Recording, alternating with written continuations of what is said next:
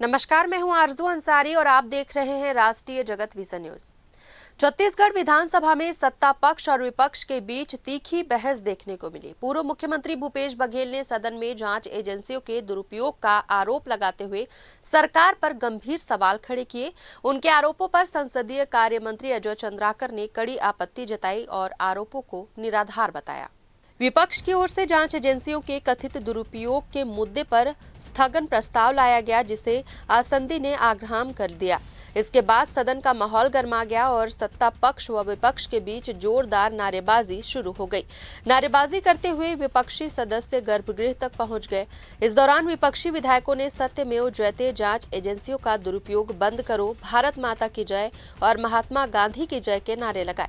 गर्भगृह में प्रवेश को सदन की मर्यादा का उल्लंघन मानते हुए आसंदी ने कार्रवाई करते हुए विपक्षी सदस्यों को निलंबित कर दिया। घटना के बाद सदन की कार्रवाई कुछ देर के लिए बाधित रही और राजनीतिक माहौल और अधिक गर्मा गया।